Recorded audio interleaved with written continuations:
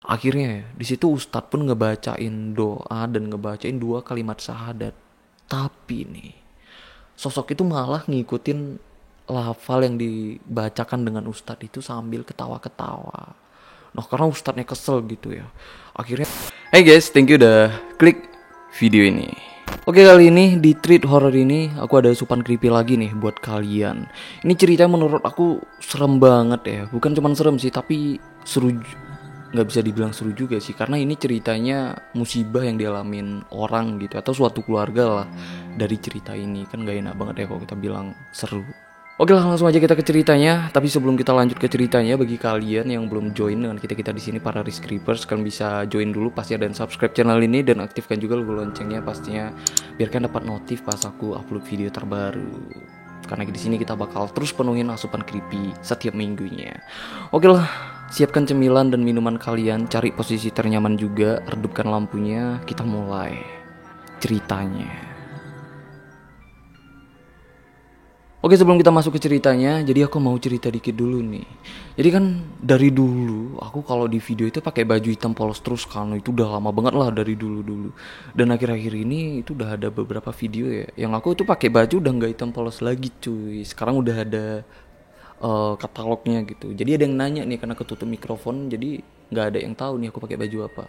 Nah jadi aku sekarang pakai baju Alchemist. Ini mereknya, ini brandnya Alchemist ya. Jadi aku suka sih dengan bajunya karena katalognya menurut aku keren banget sih, sesuai gitu dengan konten aku dan sesuai lah dan apa yang aku suka gitu ya, dark gitu. Dan ini bajunya pun sumpah enak banget beneran. Ini aku nggak dibayar ya dan Alchemistnya, malah ini aku berusaha buat dikontak gitu dan Alchemistnya. Ya kali aja kan pihak dari Alchemistnya ada yang nonton dan bisa kontakkan dengan aku, jadi kalian ngirim baju ini aja ke aku udah cukup banget sih, karena beneran sih ini bajunya enak banget dan katalognya juga keren parah sih menurut aku, karena aku udah cek di Instagramnya. Jadi buat kalian yang mau beli juga ya kalian cek aja di Instagramnya, karena aku di sana juga sih belinya. Aku nggak tahu sih ada di Shopee apa enggak, tapi yang pasti Instagramnya aja lah, terpercaya kok, karena aku juga belinya kemarin di situ gitu. Udahlah, kita langsung ke ceritanya. Jadi kisah ini aku dapat dari akun Twitternya Payung Hitam, dan kisah ini terjadinya itu pada tahun 2011 lalu ya, yang terjadi di Jakarta, tepatnya Jakarta Timur, yang dialami oleh seseorang yang bernama Rumi dan keluarganya. Jadi mereka lah yang ngalamin suatu kejadian yang menurut aku mengerikan ini. Jadi sebelumnya aku ceritain dulu ya gimana sekilas latar belakang soal Rumi ini, biar kalian bisa ngerti lah dengan ceritanya gitu. Nah jadi saat itu Rumin itu baru lulus SD dan akan mau masuk ke SMP. Yang mana saat itu teman-temannya Rumi ini itu udah pada daftar kan masuk ke SMP, sedangkan dia itu nggak bisa karena saat itu Rumin itu sedang sakit beberapa bulan. Nah soal sakitnya aku juga nggak tahu ya dia sakit apa. Ya mungkin nggak diceritain itu karena sakitnya ini nggak ada hubungannya lah dengan cerita ini. Jadi karena sakitnya itu beberapa bulan, sedangkan teman-temannya itu udah mulai masuk ke SMP dan mulai belajar, itu nggak bisa kan dia nih langsung daftar ke SMP dan langsung belajar, itu nggak bisa. Jadi mengharuskan dia itu libur selama setahun nunggu ajaran baru. Saat sedang nunggu ajaran baru, yang saat itu dia juga itu udah sehat gitu ya, udah bisa beraktivitas. Rumin itu ngebantuin orang tuanya jualan. Yang saat itu orang tuanya ini jualan nasi, jualan kopi atau semacam kantin gitulah. Yang mana kantinnya itu di gedung hotel yang saat itu sedang dibangun. Jadi biasanya di kantin itu tempat para kru, bukan kru sih, tapi kayak tukang-tukang proyek itu tempat istirahat dan tempat mereka makan gitulah. Dan kantinnya pun itu ada di lantai 3, yang saat itu gedungnya itu emang udah setengah jadi gitu loh. Jadi di lantai 3 itu cuman ada warung kantinnya mereka aja tuh. Jadi dinding pun ya itu belum ada tuh di lantai 3. Jadi itu bener-bener lantai 3 itu plong aja lah ruangannya. Nah saat itu kakaknya Rumi ini, nah jadi Rumi ini tuh punya kakak ya namanya Kak Utari. Nah saat itu Kak Utari ini kadang-kadang itu ngebantuin mereka jualan juga. Tapi Kak Utari itu nggak bisa selalu ngebantuin ya, karena dia juga itu emang udah punya kerjaan, udah ngekos juga gitu. Tapi masih di wilayah Jakarta aja. Tapi biasanya kalau Kak Utari libur ya, dia pasti ngebantuin orang tuanya jualan tuh di kantin itu. Dan rumah mereka juga itu emang dekat dengan bangunan hotelnya, yang jaraknya itu cuma 5 menit naik motor aja lah jaraknya. Jadi emang dekat banget gitu ya. Dan di bangunan hotel itulah Rumi ini, bukan cuma dia ya, tapi keluarganya dan orang-orang sekitarnya itu ngerasain gangguan yang menurut aku gangguannya biasa aja gitu ya. Tapi kalau dibayangin, itu serem banget sih. Jadi pertama kali Rumi ini diganggu, itu kejadiannya padahal nggak malam loh, malahan itu siang, nggak siang sih, tapi kayak menjelang siang gitu loh. Yang saat itu Rumi berdua tuh dengan ibunya yang sedang jagain warung kantinnya. Nah saat itu Rumi pun itu sedang main HP kan asik sendiri, ibunya pun itu asik sendiri gitu. Nah saat dia sedang fokus tuh main HP, dia denger tuh kayak ada orang yang mesen kopi, yang katanya ya, Mbak pesen kopinya satu gitu. Nah jadi karena dia terlalu fokus dan HP-nya, dia pun yayain aja tuh. Nah setelah itu kan baru tuh dia lihat orangnya. Ternyata orang itu nggak ada.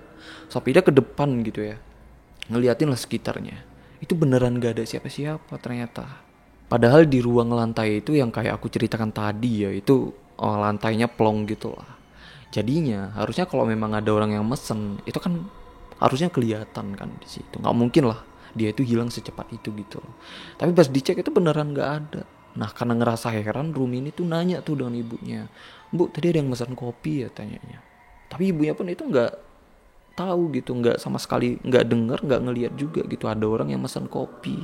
Padahal Rumi ini ya itu jelas banget lah didengar suaranya, yang katanya suaranya itu kayak suara banci. Aku nggak ngerti lah kenapa suara banci gitu ya. Ya udahlah, setelah itu dia bingung gitu ya, bingung itu siapa sih yang mesen, orang apa gimana gitu kan. Terus dia pun bingung juga nih, ini kopinya dibuatin apa enggak gitu. Ya udahlah, akhirnya dia buatin tuh kopinya, kali aja memang ada yang mesen gitu kan. Ya udah, setelah dia buatin kopinya, dia taruh tuh di meja. Jadi kalau emang ada orang yang mesen ya pasti kopinya itu diambil gitu. Tapi bener aja tuh, kopinya itu nggak ada yang ngambil. Sampai sore itu kopinya emang nggak ada pemiliknya. Tapi sejak kejadian itu juga ya, Rumi ini tuh sering ngeliat itu semacam sosok yang sampai sekarang dia tuh nggak tahu kalau itu manusia apa bukan. Nah jadi ceritanya ya, Rumi ini tuh sering banget ngeliat cewek yang gak dia kenal sama sekali gitu, alias asing, yang ada di lantai 3, yang itu selalu duduk di tangga, yang mana itu tangga menuju ke lantai 4 gitu lah. Itu perwujudannya kayak manusia gitu ya, cewek lah kayak gitu, nggak yang kayak aneh-aneh kayak itu, enggak gitu. Pakai baju putih, rambutnya sebahu kayak gitu, duduk sendiri di tangga. Tapi yang anehnya ya, cewek itu selalu kayak merhatiin si Rumi ini.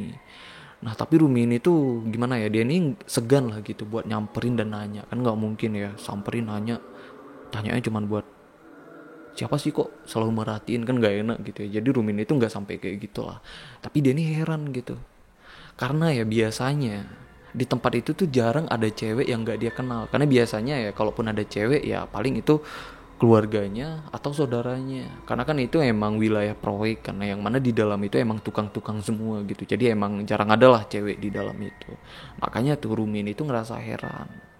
Nah akhirnya kan di situ dia cerita juga tuh dengan bapaknya, dengan ibunya, termasuk dengan kakaknya juga, Kak Utari.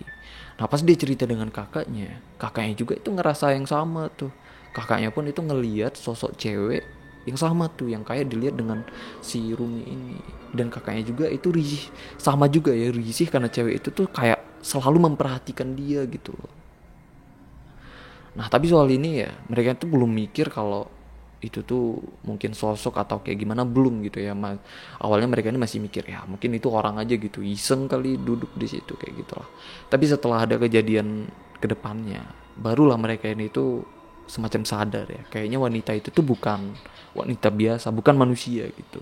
Karena dari kejadian selanjutnya ini ya, ini lebih mencekam lagi, lebih serius lagi nih. Karena dari kejadian ini ada yang harus berakhir mengerikan. Nah jadi cerita bermula gini ya. Jadi setelah kejadian yang pertama itu, kantin mereka pun itu udah makin laris, udah makin sibuk lah. Sampai mereka ini bingung kewalahan orang untuk ngebantuin di kantinnya. Ditambah kakaknya Rumi ini, Kak Utari, itu nggak bisa selalu ngebantuin kan, karena dia pun itu emang udah ada kerjaan juga. Jadi di situ bapak dan ibunya Rumi kepikiran nih buat nyari satu orang lagi untuk ngebantuin di kantin mereka. Singkat cerita, akhirnya dapat lah satu orang yang mau ngebantuin mereka tuh di kantin. Itu bernama Uli. Jadi sebut aja Mbak Uli gitu ya. Nah jadi Mbak Uli ini itu emang didatangkan langsung dari kampungnya, dari Purwokerto, untuk ngebantuin mereka tuh di kantin. Nah saat itu Mbak Uli datang ke Jakarta, yang itu emang langsung ke kantin gitu, langsung kerjalah di kantin itu. Nah saat itu orang tuanya Rumi ini ya, itu sebenarnya udah siapin kos-kosan tuh untuk si Mbak Uli ini tinggal. Jadi sorenya ya setelah mereka selesai kerja, itu Mbak Uli pun rencananya mau dianterin tuh ke kos-kosannya. Jadi yang ngantar itu Kak Utari gitu ya. Jadi mereka ini tuh mau ke kos-kosan Mbak Uli itu naik motor. Nah pas mereka baru keluar gitu ya dari parkiran yang ada di basement, mereka ini tuh jatuh dari motor. Awalnya ya Rumi ini ngiranya itu ya paling jatuh biasa aja gitu. Tapi ternyata enggak loh. Karena ya pas jatuh itu Kak Utari itu pingsan, sedangkan Mbak Uli itu kerasukan yang tiba-tiba dia tuh senyum-senyum sendiri. Pokoknya beda lah dengan dia yang sebelumnya, karena dia sebelumnya itu pendiam gitu ya. Tiba-tiba setelah jatuh itu dia tuh senyum-senyum sendiri, ngomong gak jelas kayak gitulah, kayak cewek centil gitu tuh dia kerasukannya.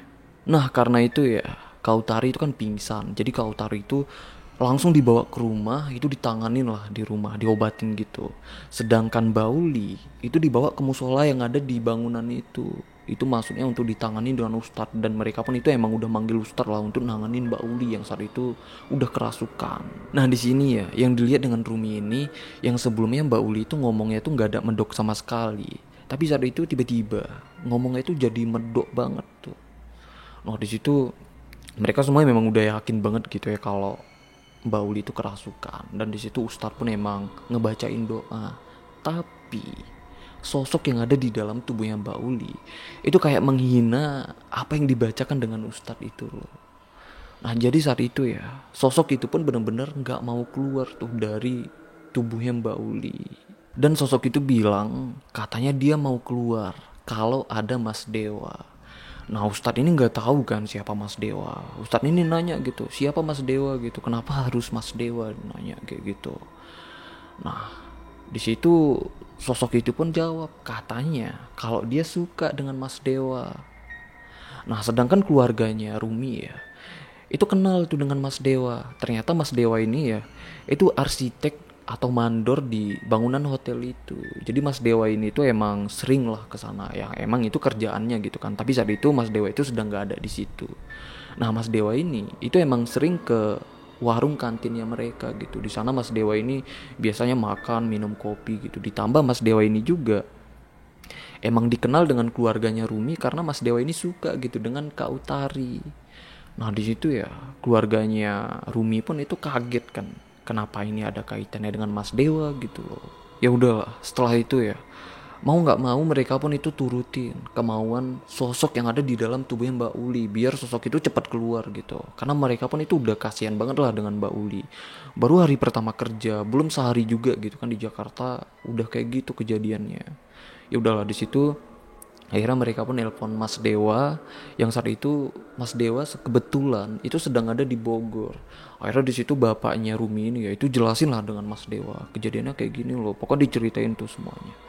Nah karena udah diceritain kayak gitu ya Mas Dewa pun ngerti gitu ya, dan Mas Dewa pun itu langsung OTW tuh saat itu juga itu mau ke Jakarta, yang saat itu harinya itu udah maghrib gitu ya. Nah sedang nunggu Mas Dewa nyampe gitu ya, mereka tuh nanya-nanya lagi lah. Pokoknya mereka itu udah berkali-kali nanya tuh dengan sosok itu, kenapa suka dengan Mas Dewa. Akhirnya sosok itu ngejawab katanya dia suka dengan Mas Dewa karena Mas Dewa ini berwibawa. Dan dia juga ngomong gitu katanya ya dia cemburu dengan Kak Utari karena dia tahu juga kalau Mas Dewa itu suka dan sering mikirin Kak Utari. Dari jawaban sosok itu ya keluarganya Rumi ini, bapaknya ya terutama itu langsung takut tuh. Takutnya ya sosok itu punya rencana buruk atau mau nyelakain si Kak Utari, karena kan sosok itu iri gitu kan dengan Kak Utari. Nah akhirnya Ustadz itu pun nyarinin ke bapaknya gitu ya, kalau bisa secepatnya Kak Utari itu dibawa jauh gitu, dibawa jauh dari tempat itu dan dibawa jauh dari Mbak Uli, karena kan sosok itu sedang ada di dalam tubuhnya Mbak Uli kan. Nah Ustadz itu juga bilang kalau bisa dibawa pergi tapi harus kena angin gitu loh. Tapi di situ nggak dijelasin ya kenapa harus kena angin. Aku juga nggak tahu. Tapi aku nalarnya kali aja kalau kena angin sosok yang ada di dalam tubuhnya Mbak Uli itu nggak bisa ngikutin Kak Utari. Mungkin kayak gitu sih. Ya udahlah. Jadi malam itu juga ya bapaknya Rumi ini tuh langsung nelpon ibunya yang saat itu sedang di rumah, sedang ngurusin Mbak Utari, Kak Utari yang sedang sakit kan, pingsan kan tadi. Nah, jadi karena udah dijelasin kayak gitu, akhirnya Kak Utari pun malam itu juga ya dibawalah dengan omnya pergi jauh gitu pakai motor itu ke daerah Cilandak. Jadi di sana untuk sementara ya Kak Utari itu diungsikan tuh di rumah saudara mereka. Dan Ustadz itu juga ngejelasin katanya ya sosok itu sebenarnya emang mau masuk ke tubuhnya Kak Utari, tapi nggak tahu kayak gimana. Itu mental gitu, jadi dia tuh nggak bisa masuk ke tubuhnya Kak Utari. Jadi karena mental makanya tuh Kak Utari pingsan, yang akhirnya sosok itu masuk ke tubuhnya Mbak Uli. Tapi itu Ustadz itu juga nggak tahu ya kenapa bisa kayak gitu. Lalu soal Mas Dewa, akhirnya ya setelah beberapa jam mereka nunggu, akhirnya Mas Dewa pun nyampe tuh di situ. Begitu Mas Dewa nyampe, mereka pun itu emang langsung ngejelasin lah ke Mas Dewa soal apa yang terjadi di situ. Nah, dia pun itu kaget kan, heran gitu, takut juga. Karena dia nggak tahu apa-apa, tiba-tiba dia keseret gitu ke masalah itu. Sedangkan dia tuh emang bener-bener nggak tahu apa-apa. Ya udahlah, di situ mau nggak mau ya, Mas Dewa pun itu akhirnya nemuin sosok itu yang masih ada di dalam tubuhnya Mbak Uli. Yang anehnya nih, saat Mas Dewa dateng ya, sosok itu tiba-tiba berubah banget tuh. Tiba-tiba jadi lenje, manja, dan emang terkesan genit banget tuh dengan Mas Dewa. Dan dia pun itu langsung ngomong ke Mas Dewa, katanya, Mas dari mana aja? Kenapa nggak pernah ke warung lagi? Katanya kemarin mau ngajak ngopi, mau ngajak nonton bola, mau ngajak jalan. Nah di situ Rumi itu langsung kaget tuh, karena dia tahu kalau Mas Dewa itu emang sering lah ngajakin Kak Utari buat jalan, buat nonton bola atau buat ngopi kayak gitu. Nah tapi karena Kak Utari emang udah punya pacar juga, jadi Kak Utari itu nggak terlalu gubris. Tapi Kak Utari itu sering cerita ke Rumi soal ajakan jalan dari Mas Dewa gitu. Nah makanya nih di situ Rumi ini bener-bener kaget gitu ya. Dia sampai mikir, oke, ini kayaknya beneran kerasukan. Karena kan biasanya ya setiap ada orang kerasukan kita kan nggak langsung percaya kan itu orang beneran kerasukan apa kayak gimana. Kan bisa jadi orang kerasukan itu kayak ya kayak cari perhatian gitu kan. Nah tapi di sini Rumin ini langsung mikir nih beneran kerasukan. Karena kan nggak mungkin ya Mbak Uli yang belum sehari di Jakarta bisa tahu tuh soal Mas Dewa suka dengan Kak Utari, bahkan bisa tahu sedetail itu gitu loh. Ya udah, lalu di situ mereka pun berusaha lagi lah ngeluarin sosok itu dari tubuhnya Mbak Uli. Yang saat itu Mas Dewa pun itu turun tangan gitu ya buat ngeluarinnya. Nah di situ Mas Dewa pun langsung ngomong gitu dengan muka tegang. Mas Dewa pun minta dan memohon ke sosok itu untuk keluar dari tubuhnya Mbak Uli dan jangan ganggu mereka lagi. Tapi sosok itu benar-benar gak mau keluar. Akhirnya ya, di situ Ustadz pun ngebacain doa dan ngebacain 2 kalimat syahadat. Tapi nih, sosok itu malah ngikutin lafal yang dibacakan dengan Ustadz itu sambil ketawa-ketawa. Nah karena Ustadznya kesel gitu ya, akhirnya tubuhnya Mbak Uli itu disiramin tuh pakai minyak. Aku juga nggak tahu ya itu minyak apa. Tapi setelah Ustadz itu nyiram, sosok itu meronta-ronta tuh kesakitan. Tapi setelah kesakitan sosok itu balik lagi tuh ketawa kayak menghina gitu loh. Nah karena makin kesal lagi kan Ustadznya, akhirnya itu minyaknya disiram lagi lah, makin banyak lagi gitu. Sampai di karpet musola itu becek tuh dengan minyak yang disiram itu. Tapi tetap tuh sosok yang ada di dalam tubuhnya pun itu belum keluar. Yang akhirnya ya karena udah makin banyak lagi disiram, makin terus-terusan disiram di situ. Akhirnya Mbak Uli itu mulai melemas dan pingsan. Setelah Mbak Uli sadar, itu keadaan Mbak Uli pastinya lemes banget dan linglung gitu ya. Dan mereka pun itu emang langsung ngebawa Mbak Uli ke rumah. Sampai di rumah Mbak Uli dirawat lah. Tapi semenjak kejadian itu ya, Mbak Uli ini sakit. Yang mana ini sakitnya bener-bener aneh banget lah. Karena Mbak Uli ini ya, itu sering banget linglung, sering banget bengong sendiri. Pandangannya pun itu sering kosong. Jadi kalau ditanya juga itu jawabannya itu sering gak nyambung gitu loh. Pokoknya itu udah bener-bener beda banget tuh Mbak Uli saat itu setelah kejadian yang itu tadi. Oh ya soal kakaknya Rumi ini, Kak Utari, saat itu dia cuma 2 hari aja tuh diungsikan di Cilandak. Karena setelah itu dia pun emang balik ke kosannya gitu ya. Karena saat itu dia emang udah ngekos dan udah kerja juga kan. Tapi keluarganya Rumi ini ya, terutama bapaknya, itu emang ngusahain supaya Kak Utari itu jangan pulang dulu kalau di rumah mereka itu masih ada Mbak Uli. Karena ya menurut saran dari Ustadz itu tadi, mereka berdua itu jangan ketemu dulu kalau badannya Mbak Uli itu belum benar-benar bersih gitu loh. Karena ya sosok yang ada di dalam tubuhnya Mbak Uli sebelumnya itu emang ngincar Kak Utari, bukan ngincar Mbak Uli. Jadi mereka takut kan Kak Utari kenapa-kenapa. Makanya tuh mereka ini jangan sampai ketemu dulu gitu loh. Nah jadi karena keadaannya Mbak Uli yang emang udah gak memungkinkan buat kerja gitu ya. Karena setelah beberapa hari dia dirawat di rumahnya Rumi, keadaannya kayak gitu terus. Akhirnya keluarganya Rumi ini nelpon nih keluarganya Mbak Uli tuh di kampung gitu kan. Nah akhirnya keluarganya pun itu minta lah, ya udah pulangin aja gitu Mbak Uli ke kampungnya di Purwokerto. Singkat cerita akhirnya Mbak Uli itu dipulangkan ke kampungnya. Setelah beberapa hari ya Mbak Uli dipulangkan, itu bapaknya Rumi pun itu masih sering nelpon gitu, maksudnya nanya lah gimana udah keadaan si Mbak Ulinya. Karena kan mereka ngerasa tanggung jawab juga kan, karena Mbak Uli sakit ya setelah ke Jakarta gitu loh. Tapi di sana kata keluarganya ya Mbak Uli masih terus-terusan kayak gitu. Mbak Uli tuh nggak sembuh-sembuh loh. Nah tapi di sini keluarganya Mbak Uli juga cerita, yang mana dari cerita ini ya itu keluarganya Rumi itu benar-benar merinding dan semuanya itu kaget terus takut. Karena ya Mbak Uli cerita kayak gini, Mbak Utari kalau ngaca suka ngeliatin mata ya, ngeliatin alis. Nah di sini nih keluarganya Rumi ini ya, terutama bapaknya Rumi ini makin takut gitu, yang seolah itu semacam teror yang mengarah ke Kak Utari. Yang anehnya lagi ya, sedangkan Kak Utari dengan Mbak Uli itu nggak pernah ketemu lagi tuh semenjak mereka jatuh dari motor itu, semenjak kejadian itu. Nah yang jadi pertanyaannya, dari mana coba Mbak Uli bisa tahu soal ya kebiasaan dari Kak Utari itu? Tapi yang lebih ngerinya lagi gitu ya, yang mereka pikirkan, apakah saat itu sosok yang sebelumnya ada di tubuhnya Mbak Uli itu masih ada di tubuhnya Mbak Uli dan sedang neror Kak Utari. Itu tuh yang mereka takutkan semuanya gitu loh. Lalu setelah beberapa bulan Mbak Uli gak juga sembuh. Setiap ditelepon dengan bapaknya Rumi, ya emang gak ada perkembangan sama sekali dengan Mbak Uli. Mbak Uli masih kayak gitu terus, masih sering linglung, masih sering melamun gitu. Pandangannya itu sering kosong. Yang parahnya lagi, kalau diajak ngomong emang udah gak nyambung lagi gitu loh. Jadi sayang banget kan keadaannya udah kayak gitu.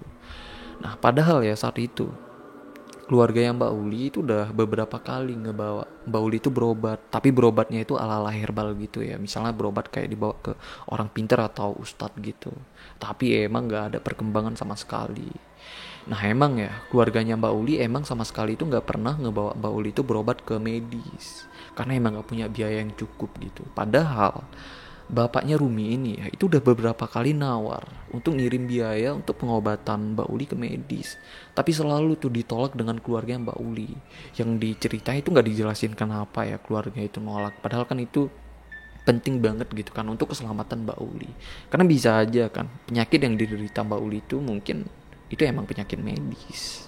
Lalu setelah beberapa bulan berikutnya lagi, akhirnya mereka ini dapat kabar kalau Mbak Uli ternyata udah meninggal karena penyakit itu. Yang mana bapaknya Rumi ini itu dapat kabar setelah Mbak Uli itu dikuburkan gitu loh. Nah jadi di sini ya mereka menyimpulkan ternyata emang bener gitu, Mbak Uli meninggal itu karena sosok yang ada di dalam tubuhnya. Yang mana sosok yang ada di dalam tubuhnya itu emang udah nguasain tubuhnya Mbak Uli semenjak kejadian yang jatuh dari motor itu. Ternyata ya semenjak kejadian itu sosok yang ada di dalam tubuhnya itu emang gak pernah keluar. Makanya tuh Mbak Uli tuh sikapnya udah jadi aneh gitu kan, ngomong pun udah gak nyambung, dia pun selalu linglung gitu. Ternyata itulah penyebabnya. Dan di situ keluarganya Mbak Uli juga cerita tuh dengan bapaknya Rumi. Katanya ya sebelum Mbak Uli meninggal, Mbak Uli tuh beberapa kali nanyain kayak gini, di mana Mbak Utari, di mana Mbak Utari. Nah denger ceritanya kayak gitu ya, itu bapaknya Rumi itu langsung ketakutan tuh, takut kalau anaknya itu kenapa-kenapa gitu. Karena yang ditakutkan dengan bapaknya Rumi ini, takutnya ya sosok yang ada di tubuhnya Mbak Uli sebelumnya itu keluar dan ngincar Mbak Utari, Kak Utari gitu. Takutnya Kak Utari itu korban selanjutnya kan. Itulah yang paling ditakutkan dengan bapaknya Rumi ini sejak kejadian itu gitu.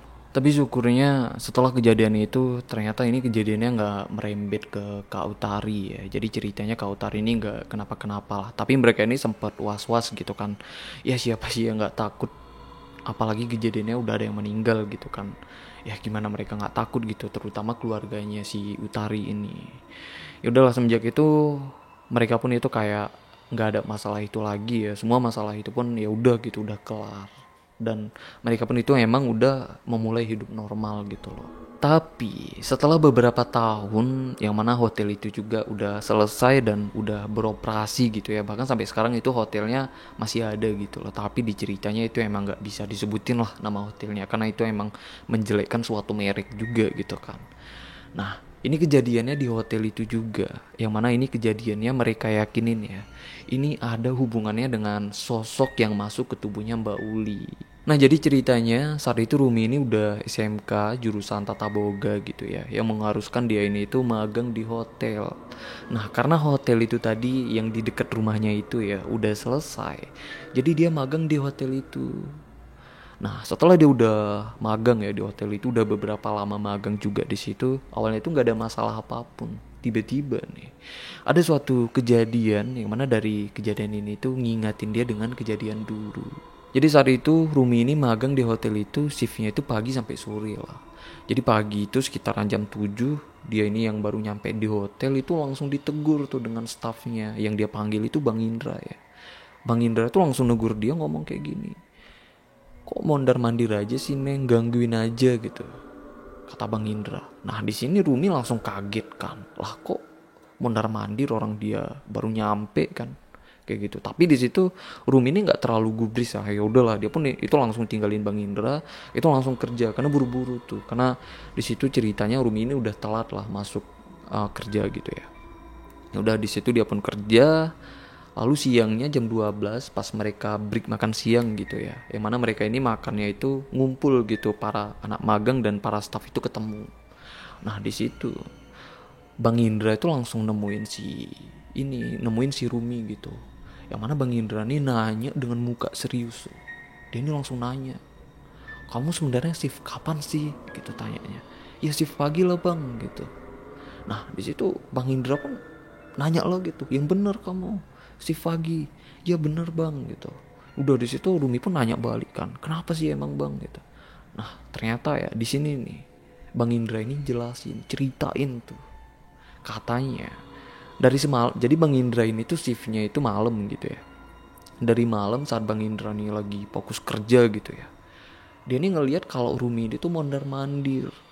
Jadi bukan cuma mondar mandir aja ya, tapi Rumi ini tuh kayak nanyain ke Bang Indra gitu, "Bang, mau kemana Bang? Lagi ngapain Bang? Bawa apa Bang?" Pokoknya kayak gitulah ditanya kayak gitu. Jadi kan karena keganggu kan, jadi makanya nih Bang Indra ini risih. Tapi Bang Indra tuh nggak terlalu gubris juga karena dia memang lagi kerja gitu kan. Dia tinggalin aja tuh Rumi nanya kayak gitu. Lalu pas subuh saat mereka yang lembur itu lagi break gitu ya. Nah di situ Bang Indra ini ngelihat Rumi ini sedang duduk tuh di musola yang ada di hotel itu. Dia ini duduknya itu di bangku gitu ya, di bangku depan musola.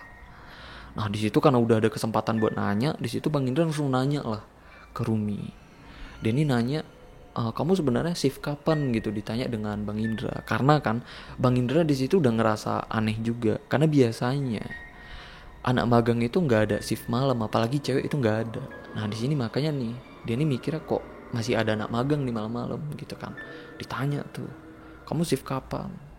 Tapi di situ Rumi cuman jawab katanya, "Aku dari malam kok Bang di sini."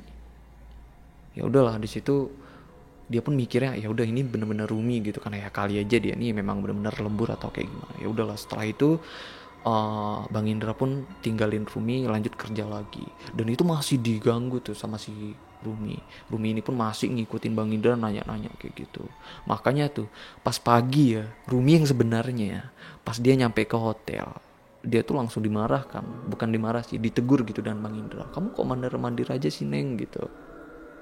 Ternyata di situ ya Rumi ini baru tahu juga, ternyata di hotel itu emang ada satu sosok yang menyerupai dia. Dan Rumi ini pun itu langsung takut banget gitu ya. Takutnya bukan cuma sekedar takut hantu, tapi dia ini takut teringat dengan kejadian yang lalu gitu. Kejadian Mbak Uli. Karena kan Mbak Uli ini berakhir dengan meninggalkan. Nah itu tuh yang dia takutkan. Gimana kalau sosok itu sosok yang sama, dan sosok itu masih nguntit mereka gitu. Jadi kan berakhir meninggal itu serem banget kan. Kalau pun meninggal sampai kejadian kayak Mbak Uli, sampai cerita pun itu udah gak nyambung lagi, selalu linglung. Waduh, itu serem banget sih menurut aku. Makanya tuh si Rumi ini takut banget gitu ya. Tapi setelah kejadian ini nggak ada lagi lah kejadian lainnya di kedepannya. Itu nggak tahu juga sih apa sosok itu sosok yang sama gitu ya dengan sosok sebelumnya, tapi yang pasti itu kejadiannya masih di tempat yang sama, tapi bedanya dulu hotelnya belum jadi kan, dan saat itu hotelnya memang udah jadi dan udah beroperasi. Oke lah, jadi sampai sini aja ya ceritanya, tapi aku masih terngiang-ngiang sih dengan ceritanya, jujur aja, dengan kejadian Mbak Uli gitu ya, Mbak Uli itu ya. Jadi menurut aku itu serem banget sih, apalagi sampai kaitannya dengan nyawa gitu kan. Aku nggak tahu sih kayak gimana keluarganya Mbak Uli ya. Itu pasti sedih banget sih. Ya pasti sedih lah. Apapun alasannya, kalau anak meninggal itu pasti sedih sih. Tapi kalau kejadiannya kayak gini, itu aku yakin banget bukan cuma sedih. Pasti banyak pertanyaan tuh. Kenapa? Kenapa? Kenapa? Tapi ya, aku ada mikir juga sih. Tapi ini cuma pendapat aku pribadi gitu ya. Ini kayaknya kejadian ini tuh ada hubungannya kuat banget sih, aku yakin hubungannya dengan Mas Dewa. Kalian ingat nggak soal Mas Dewa? Nggak mungkin nggak ada hubungannya sih. Nggak mungkin jin itu suka dengan Mas Dewa tanpa alasan. Atau alasannya cuma karena berwibawa aja, kayaknya nggak mungkin sih. Karena emang ada jutaan orang ya di Jakarta yang berwibawa. Kenapa sosok itu cuman milih Mas Dewa? Pasti ada alasan lain selain itu sih. Oke lah, tapi kita nggak tahu ya. Gimana menurut kalian? Mungkin kalian juga pernah ngalamin kejadian, atau mungkin sekitaran kalian, keluarga kalian pernah ngalamin kejadian yang mirip-mirip kayak gini ya. Kalian bisa ceritain aja di kolom komen di bawah gitu. Atau mungkin kalau cerita kalian panjang, kalian bisa ceritain aja, kirim ceritanya ke email Rizkreepers. Karena kalau cerita kalian menarik, panjang, kalian ceritanya detail ya, bakal aku ceritain gitu di segmen khususnya, yaitu di segmen cerita Rizkreepers. Oke lah, sampai sini aja ceritanya. Thank you banget nih buat kalian yang masih nonton sampai menit ini. Thank you banget. Aku puas sih udah ceritain ini dengan kalian. Semoga cerita ini bisa jadi asupan buat kita semua. Pastinya bisa jadi pembelajaran buat kita semua. Pasti ada pembelajaran gitu yang bisa dipetik dari kejadian ini. Oke lah, sampai sini aku Rizka Wadiono. Bye bye.